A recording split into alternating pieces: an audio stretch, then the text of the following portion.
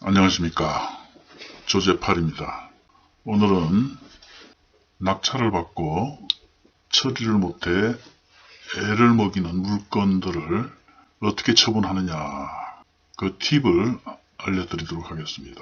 제가 오래됐죠. 2005년도에 여주에서 이 농장을 낙찰받았어요.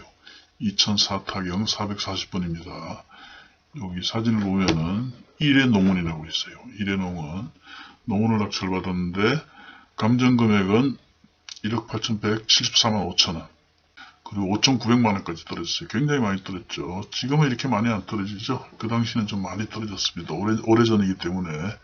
이 물건을 누군가 7,500에 낙찰받았는데 미납을 했어요. 미납을 하고, 미납한 사건을 제가 8천만원에 낙찰을 받게 됩니다. 어디 갔어요? 여기 있죠. 8,026만원에 낙찰을 받습니다. 그런데 이 물건이 낙찰을 받고 세입자는 내보내고, 전세권 설정했죠. 세입자가 배당받고 세입자는 나가고, 세입자가 자꾸 좀 더 있자 그러는 걸 그냥 내보내버렸어요. 빨리 팔아야 하니까. 근데 뒤늦게 좀 후회가 돼요. 세를 계속 있게 할 걸. 왜냐하면 이 물건을 낙찰받고 금방 처리를 못했어요. 시간이 많이 흘렀어요. 이게 왜 그러냐면은 여러분들도 이걸 아셔야 돼요. 싸게는 받았지만 양평군 지평면 옥현리라면 양평 읍내에서도 차로 한 30분 이상 가야 돼요. 그러다 보니 지평면 소재지에 부동산 중개업소가 한 두세 군데 있는데 가보면 죄다 문 닫혀 있거나 아니면 화투 치고 있어요. 그러니까 하루에 땅이나 이런 농원을 보러 오는 사람이 한 팀도 없다는 얘기예요. 그러니 이 물건을 내놓아 봤자 이 물건을 1년에 한 번도 안 보여주는 거예요. 그러면 양평 읍내 부동산이 굉장히 많죠. 그게 내놓으면 읍내 중개업자들이 여기까지 안 온단 말이에요. 그 동네 전원주택이나 이런 걸 다 소개를 하지 굳이 30분, 40분씩 차를 타고 일로 오지 않는다는 거예요. 그러다 보니 이건 부동산에 내놔도 팔리질 않아요. 그렇게 시간이 꽤 흘렀어요. 그래서 머리를 썼어요. 지인을 내세워서 경매를 넣으라는 거예요. 이 물건을. 그 채권과 채무를 만드는 거죠. 채권과 채무를 만들어서 경매를 넣게 되면 전국적으로 광고가 되는 거예요. 인근 부동산에 내놔봤자 찾아오는 손님도 없고 하니 경매로 내놓게 되면 전국의 경매 프로카드는 다 볼 거 아닙니까? 거기다가 중개업자들도 소개를 할 수도 있고 또 실수요자들도 볼 수 있다는 얘기예요. 만약 이 농원이 버섯농원이었어요. 버섯농원. 버섯을 키우고자 하는 사람이 이 물건을 본다면 굉장히 좋죠. 건물도 있고. 이 물건은 토지 건물을 같이 낙찰받은 겁니다. 그래서 경매를 신청하게 됩니다. 제가 이렇게 옥현리 719번지 720번지 두 필지예요. 그리고 건물 들어가고요. 경매를 이렇게 넣었어요. 옥현리 719번지 720번지 719번지 720번지 건물. 요렇게 경매를 넣었더니 감정이 1억 2,653만원이에요. 방치를 하다 보니까 그 건물이 아주 개판이 돼버렸어요.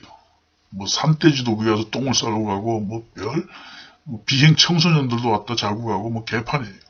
그래서 그런지 감정평가가 되게 좀 낮아졌어요. 그래서 감정이 1억 2,653만원인데 이거 유찰되면 큰일 나는 거 아닙니까? 유찰되면 제가 8천만원에 낙찰받았는데 잘못하면 본전도 못 건질 거 아니에요. 걱정을 했는데 어랍쇼 누가 1억 3천에 낙찰받아가 버렸어요. 신건에. 제가 볼 때는 실수요자로 보여져요. 실수요자. 보통 경매 투자를 하는 사람이라면 1억 2,653만원이면 한 1회 유찰, 2회 유찰 이렇게 입찰하는 것이 대부분인데 신건에서 이렇게 낙찰 받아가는 것을 볼 때는 낙찰자는 실수요자가 아닐까. 이 결론을 말씀드리면 이렇게 경매는 전국적으로 광고를 하는 거란 말이에요. 실수요자가 입찰을 할 수도 있고 또 중개업자가 이 물건을 보고 인근의 실수요자를 찾아서 입찰을 권유할 수도 있다는 얘기예요. 그만큼 이 법원 경매는 광고 효과가 대단한 겁니다. 그래서 여러분들도 혹시나 물론 아파트나 이런 빌라 같은 거는 부동산 중개업자가 다 내놓으면 다 거래가 되죠. 그런데 이렇게 시골의 땅이나 외진 곳에 이런 농장 같은 경우는 물건은 좋은데 보여줄 수가 없다는 거예요. 광고가 안 된다는 거예요. 이런 점에서 볼 때 법원 경매는 굉장히 광고 효과가 좋다. 그러니 여러분들도 혹시나 거래가 안 돼서 방치되고 있는 물건이 있으면 경매를 넣어보세요. 경매를. 그럼 이 물건 보시고 또 이 물건 한번 봅시다. 어디 갔나 어디를 갔나. 요거는 파주에 있는 물건이에요. 파주. 낙찰을 받았어요.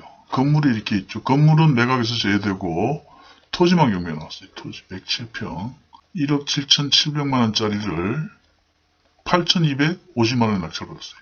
5명을 제치고 8,250. 이 물건을 낙찰받고 건물 소유주를 상대로 철거 소송을 했어요. 굉장히 싸게 샀고 좋죠. 법정지상권이 성립하지 않기 때문에 철거 판결을 받았습니다. 여기 보시면 판결 이렇게 해가지고 피고는 원고에게 뭐 쭉 이렇게 있어요. 건물 34제곱미터 44, 98 각 철거하고 각 해당 부분 토지를 인도하고 또 있습니다. 2013년 7월 4일부터 위 철거 및 인도 완료일까지 월 69만 5천원을 지급하라. 7월 4일은 잔금 납부한 날입니다. 잔금 납부한 지금 2013년 7월 4일부터 철거하고 인도 완료일까지 69만 5천원. 괜찮죠? 낙찰은 8,200 얼마 했었어요. 8,250에 낙찰받아서 매월 69만 5천원을 지급하라면 괜찮죠? 결론적으로 말씀드릴 것 같으면 밀린 지료는 다 받았습니다. 마침 건물주의 땅이 요금에 건너편 토지가 요 사람 소유예요. 소유. 그래서 그 토지를 경매를 넣겠다고 하니 밀린 지료를 다 가져왔어요. 다 가져오고 대략 그 당시에 듣기로는 한 1,200만원을 받았던 것 같아요. 소송하는데 시간이 많이 흘렀잖아요. 1,200만원을 받고 그런데 이제 건물주 입장에서도 부담이 되죠. 부담이 돼서 스스로 철거를 했어요. 판결문대로. 스스로. 철거를 안 할 줄 알았어요. 왜 건물을 우리가 인수를 하면 되는데 굳이 철거를 해버렸단 말이에요. 이 사람 계획은 원래부터 이 철거를 하고 건너편에 자기네 땅에 집을 짓겠다고 생각을 하고 있었대요. 그래서 철거를 했습니다. 철거를 해서 이제 지료도 못 받죠. 지료도 못 받고 그리고 이제 부동산에 땅을 내놨어요. 안 팔리는 거야. 1억에도 안 팔리고 그런 거예요. 여기도 마찬가지입니다. 인근에 부동산이 없고 원래 아파트 이런 것은 거래가 잘 돼도 토지는 거래가 잘 안 됩니다. 그러다 보니 이 물건을 내놓고 1년이 되도록 이 물건을 손님을 데리고 온 적이 없는 거예요. 그만큼 또 방치가 되는 거예요. 그러면 이렇게 한번 해봐라. 얘가 코치를 해줬어요. 물론 이것도 우리 수강생이 낙찰 받았는데 어떻게 하냐면 수강생들끼리 채권 채무를 만들어라. 공정사무실 가서 약속ኦም 공정을 하고 공정사무실에서 집행문을 부여받아서 그리고 강제경매를 넣으라고 했어요. 가능합니다. 공정정서는 1심 판결하고 같습니다. 1심 판결. 그래서 공정사무실에서 공정을 하고 일주일 후에 가면 집행문을 줍니다. 그 집행문을 가지고 강제경매를 넣게 돼요. 그래서 이 물건도 낙찰을 받고 팔리질 않아서 강제경매를 넣게 됩니다. 이렇게 건물은 철거되고 없죠. 철거되고 없고 풀이 많이 자랐어요. 여기 보시면 700만원 공정을 했어요. 공정사무실 가서 700만원을 공정하고 그 사무실에서 집행문을 부여받아서 강제경매를 넣는다는 얘기예요. 자, 그렇게 해서 감정금액은 1억 7,900이 나왔어요. 8,700까지 떨어졌어요. 위태위태하죠? 이 금액 팔면 큰일 나죠. 그런데 낙찰이 얼마나 됐냐? 무려 8명이 들어왔어요. 1억 2,713만 5천원. 이 물건 역시 부동산에 내놨을 때는 1억에도 안 팔린다. 이런 식으로 얘기했던 물건이 법원 경매에 내놓으니까 개떼처럼 몰려드는 거예요. 8명이나 나왔죠. 여기에는 실수요자도 있을 것이고 인근에 부동산 중개업소에서 손님을 데리고 온 사람도 있을 것이고 이만큼 법원 경매는 광고 효과가 있다는 거예요. 이거를 부동산에 내놔봤자 이 땅에 손님 몇 명 데리고 오겠느냐 이거야. 그렇죠. 그 부동산 자체에 손님이 오질 않는데 이 물건 보러 오는 사람은 몇 명이나 되겠냐 이거예요. 그러니 이렇게 안 팔리는 물건 이런 경우에는 경매를 넣어보라 이거예요. 그런데 만약에 싸게 팔렸다. 이 금액에 팔고 싶지 않다. 장기적으로 보유하고 가겠다. 그러면 경매는 취소를 시켜버리면 됩니다. 낙찰이 되었다 하더라도 낙찰자가 잔금 납부하기 전에 신청 채권자의 청구 금액과 집행비용을 완납하면은 경매는 취소 기각이 됩니다. 그러니 뭐 좋죠.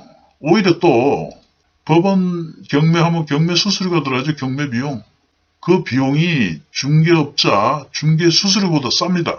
월등히 싸요. 토지 같은 경우에는 법정 수수료 받고 거래를 잘 안 하죠. 그렇게 보면 오히려 경매 비용이 중개 수수료보다 더 싸다.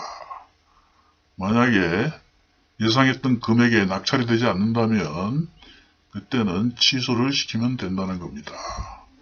쉽죠? 그래서 이 물건 역시 뭐 비용은 빼고 8,250만원에 낙찰받아서 다시 같은 물건을 경매에 넣어서 1억 2,700에 팔렸다. 대략 4천만원 차이긴 하죠. 4천만원. 과표는 다 노출이 됩니다. 양도소득세는 누진세율이죠. 그리고 마침 재판을 하고 경매를 넣다 보니 2년이 걸렸어요. 그럼 2년이 경과되면 취득후 2년이 경과되면 일반세율이죠. 단일세율 50%가 아니고 40%가 아니고 양도 차익에 따른 누진세율을 적용을 받습니다. 그러니까 세금도 그렇게 많이 나오지 않습니다. 자, 정리를 해보자면 이 도심지의 토지는 또 다릅니다. 도심지나 양평 같은 읍내 이런 것은 동네 읍내에는 부동산이 굉장히 많잖아요. 그럼 거기다 내놓으면 잘 팔려요. 그런데 읍내나 도심지에서 멀리 떨어진 곳은 도심지 부동산에 내놔도 가지 않는다니까요. 그러니까 이런 물건은 부동산 내놓을 수도 없지만 내놓는다 하더라도 이 물건은 1년에 한 번 가보지도 않는다는 얘기예요. 물론 잘 처리를 해서 뭐 건물주에게 판다든가 뭐 이렇게 뭐 하면 모르겠지만 그렇지 않다면 차라리 경매를 넣으라는 겁니다. 경매를 넣으면 오히려 높은 금액에 팔릴 수가 있습니다. 그 절차는 아까 말씀드린 바와 같이 첫 번째 인근 공정사무실을 간다. 공정사무실 가서 공정을 하고 보통 약속음 공정을 합니다. 공정을 하고 일주일쯤 후에 집행문을 부여받습니다. 이 비용은 대략 한 10여만원 들어가요. 10여만원. 굉장히 저렴하죠. 금액에 따라 약간의 공정수수료가 달라요. 근데 10만원에서 대충 한 12, 3만원 정도 나올 겁니다. 그렇게 하고 두 번째로 집행문을 부여받아서 바로 강제경매 신청을 하면 됩니다. 자, 오늘은 경매로 낙찰받아서 안 팔리는 토지 다시 경매를 넣어서 팔아먹는 방법을 알아봤습니다. 오늘은 여기까지입니다.